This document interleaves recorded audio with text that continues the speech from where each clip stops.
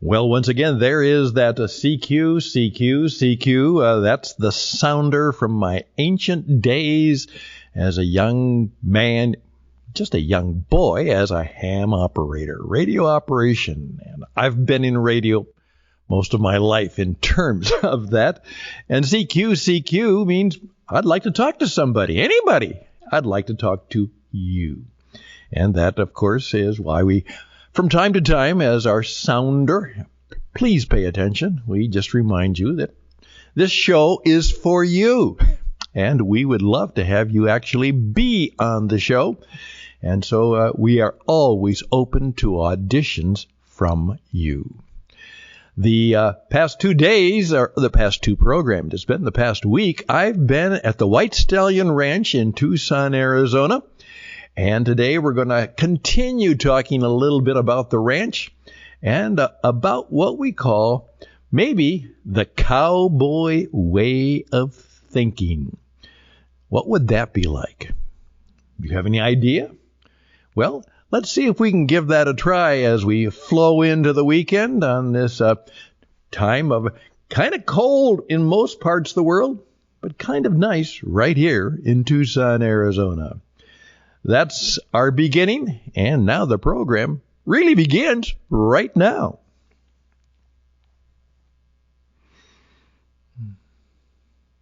Yes, as I got up after a restful night, and it's quiet, and the sky is bright, and here on the ranch, away from all the light and noise of the world, you can easily get a good night's rest, particularly after a full day of activity, and swimming, and walking, and horseback riding, and a good dinner, and a lot of good music. You can sleep pretty well. And, of course, sleeping well is one of the very powerful and important characteristics of living well. Yeah, if you want to live well, it will be very helpful for you to sleep well. You know that, and that's why we try and get as much as possible. Hey, here we go. As I mentioned, I had done our programs here, and the first day I talked about, bury my ashes at White Stallion Ranch, and found out that here there were a number of people at a special conference. It was a great conference. It was all women, and many of them very much senior women, but they called themselves the Cactus Cowgirls, and they're here to do a lot of serious horseback riding, and then a number of things that are just plain entertaining as well as educational. And they do this every year, and it is quite a cadre of some incredibly talented women who show up to ride the horses and share the companionship of the Cowboy Way of thinking. Well, very briefly, I know you're busy, but here we go. One of the things we did right here, right where I am right now, is not only are we recording my program, but of course the Cowboy Up podcast, which I have the privilege and the pleasure of producing. It also is done right here live at the White Stallion Ranch in Tucson, Arizona. So there we are. That's what we're doing. And we had a program which we recorded yesterday, and it'll go out shortly, called, again, the Cowboy Up podcast. And what we had was a gentleman named Greg Hager. Now, you may not have heard of him, but you might, as he goes and grows. He is a North Dakota farm boy who loves the Cowboy Way and very, very much, the Midwestern flowing into the Western world tradition. He has loved music all his life, and now he is taking the risk not only of being a farmer, but he is also very much involved in the world of agriculture, cowboy thinking, and cowboy country gospel music. As he says, country has changed a great deal, so now it's mostly cowboy music, original music all the time, and with more than a touch of gospel from time to time, because that's what he's all about. But I loved one of the statements that he made in that interview, and I hope that you will check out the Cowboy Up podcast, and particularly be aired next weekend. Greg Hager. Check out his web stage and see what he does, and hear some of his music. He was talking about where he goes, and he actually tells the story that he is, and his family is, a roadie, in the sense that they're on the road, a good deal of the time. And, of course, that means they have to be on the road, so they have the van. And then he shared with us that they've been doing this for a number of years, and he and his wife have 3 children, and basically they raised the children while they were on the road. And because of that, a normal education in a regular school was difficult. His wife was a teacher, and so not only were the family involved in the business of being on the road, setting up for the concert, striking after the concert, packing it all back up, getting in the van, and off to the next venue. Not only was the family involved in that, but they were primarily homeschooled, and that worked out just fine. And so that was a fascinating story to hear. And then, of course, as he said, well, the children haven't told me yet how they felt about that. They all turned out well and good, but maybe someday they'll tell us a little bit more about their feelings. And boy, those of us who are parents, we resonate with that.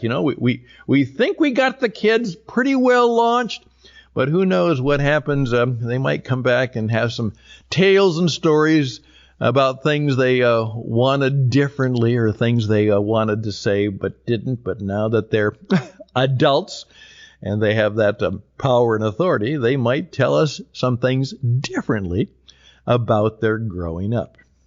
Does that ring a bell with some of you? Well, it sure does with me. And how we then as parents handle that with grace and love and compassion, when sometimes they might be kind of strong in some of their reviews of how mom and dad did the world with them. But the conversation went around as to where he goes.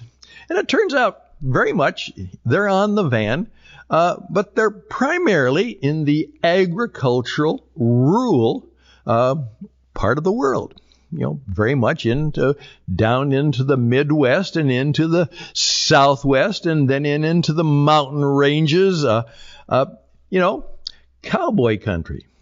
They don't tend to do a lot of work on what you would call the maybe left bank, right bank, or whatever that might be. But when it was talked about that that's where they stayed, he said, well, what I've discovered is that the people we are at is kind of a cowboy way of thinking. And there isn't a whole lot of that on the East Coast or the West Coast. There tends to be more urban, maybe more progressive, maybe more challenging ways of thinking. And what he is involved in is the cowboy way of thinking. Now, what does that mean to you? Cowboy way of thinking. We'll take a few seconds, maybe a minute, to think about that, and then I'd love to hear from you. This is where I wish you could walk in and talk right now, but maybe you can respond. But let me give you some of my thoughts on perhaps what could be a little bit of a cowboy way of thinking. I'm Stan Houston. The program is Interesting Ideas because we're interested in you and your ideas. And it is because when we have good ideas, it's easier and better to live better and indeed enjoy a better life. and we're here to help you live better starting now. We'll be back.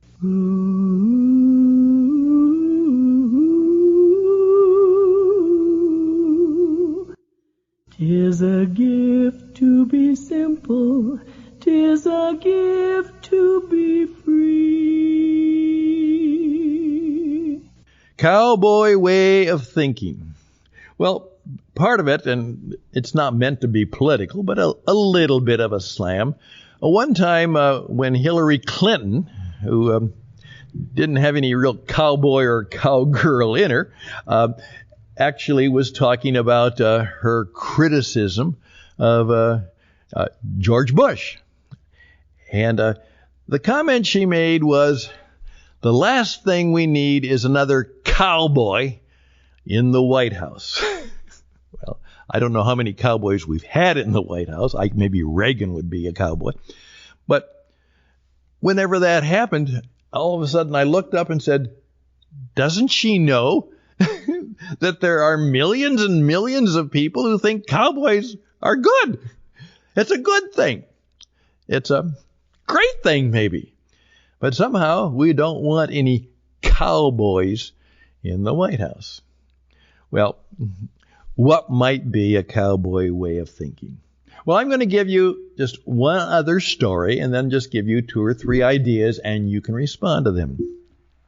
My brother lives in Lincoln, Nebraska, which is kind of on the border. It's in the farm country, but as you go from eastern Nebraska, you cross the Mississippi River, where the kind of the west begins, and then going out west, that's a little bit of the between the agriculture and the ranching area of the western. And he told me that in Lincoln, that he went to a high school, National High School Rodeo Championship was being held in Lincoln. And he'd never been really to a rodeo before, and he thought, well, that might be kind of interesting. So he and his wife went to that high school rodeo championship. And he came back and said, well, it was very fascinating. Yeah, it's challenging. It's daring. But he said, you know what? I met a number of those high school kids who were in the rodeo. And, they were different. Yes, sir. No, sir. They had great manners. They were dressed up well. They greeted people. You could just sense. These were obviously farm and ranch kids for the most part, of course. It was very different. It was very refreshing. It was very unique to not only see the rodeo, but to visit with the young men and women who had been raised as cowboys. And here they were in their obvious, later adolescence, on the verge of adulthood, maybe even into adulthood. And they were fine young men and women. Maybe there's something about that we could let sit on our head for a while.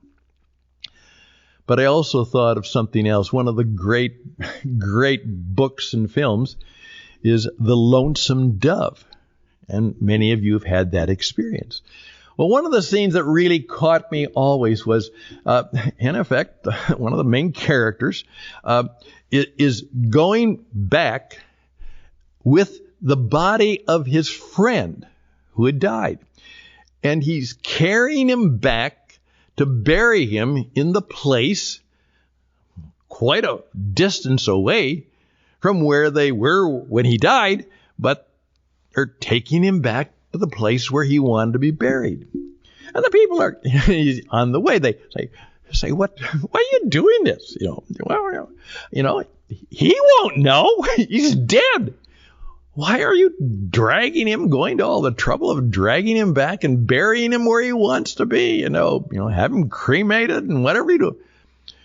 And the line is wonderful. He said, but I gave my word. I gave my word. And you know what? As one, like many of you, who've had people who gave their word and didn't keep their word. As one like you who's had people who've even written a contract and they have found a unique ways not to keep the contract. And people who just said they would do something, promised they would do something, and they didn't do it. Maybe even a sense of betrayal in their not doing it.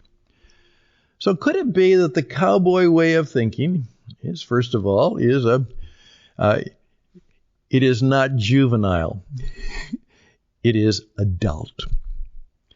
Could it be that the cowboy way of thinking means that you keep your word? Could it also mean that as the cowboy knows, they're out there in the rough and tough and difficult way of life, and survival is up to them. They are responsible. First of all, they've got to take care of that animal. That's right. They know that animals are not just pets or other things. Animals are what help you do your work. From the shepherd dog that helps round them up, the cattle. Obviously, the cattle are the means of food production, so you're in that kind of business. Obviously, it also means that you have to make sure that you're ready for danger to come your way. Yeah. You realize that things can go wrong. There's a sign, as I said, here at the White Stallion Ranch. And again, you just got to come here. You have to come here. WhiteStallion.com, WhiteStallion.com. Out by the Wrangler place where you get ready to ride your horse. And they make sure that they have a horse that works best for you, best on your ability and your size and what you want to do, and whether you want to do a fast ride and you're a pretty significantly trained rider or you've never ridden a horse before. And I saw a wonderful scene the other day. Two, maybe 4 or 5-year-old girls coming, had their cowboy hat helmets on, and they had taken one of their first horseback rides. Now, it's different, of course. It's more of them being there and the wrangler kind of leading the horse around, and they get to experience that very chaperoned and controlled horse ride. But it was wonderful to see that particular thing happen. Delighted young girls. Oh, and hugging their horse. But what it says is this. Hey, tennis is a sport. Chess is a game. But riding a horse is an adventure. You see, once you ride a horse, you never know quite what's going to happen. Hopefully everything will go as you want. But as one person said to me, one young woman who's been a horseback gal all her life, hey, riding a horse is like playing a sport and the ball has a mind of its own. You never know just quite how it will go and how you can, take the risk of an adventure, doing something new. Maybe that's part of the cowboy way of thinking, and I think it is. We say at Cowboy Spirit USA, what we're here to do is to help preserve the cowboy and Western tradition, because who knows, that might be the way we even save Western civilization. The cowboy way of thinking. I'm Stan Houston. Interesting ideas. We'll finish it up, and we'll be back.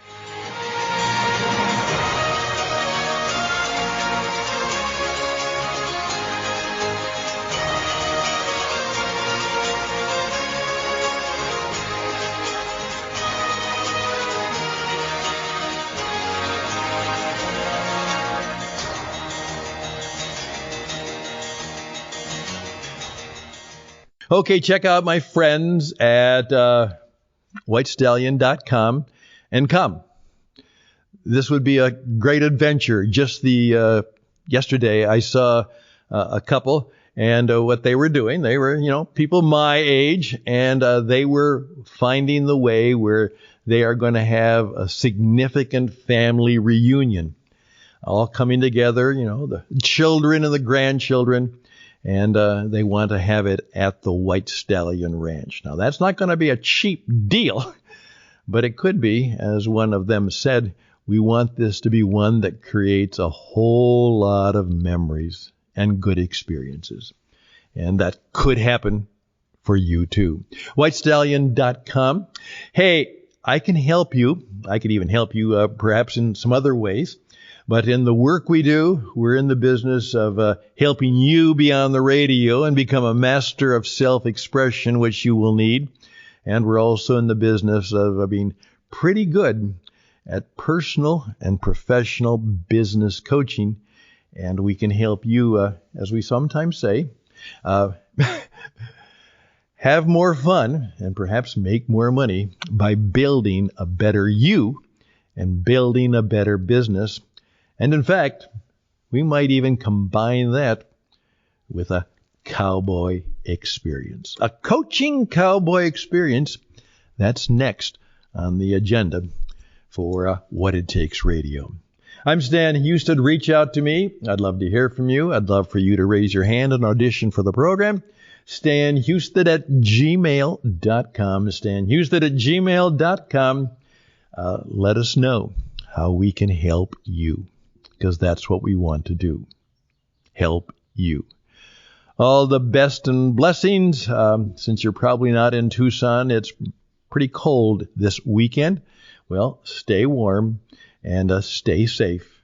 And share a little bit of cowboy love and compassion with someone you care about. And maybe someone you don't even like very much. It just might change them, because that's the cowboy way. Best and blessings. Till next time, bye for now.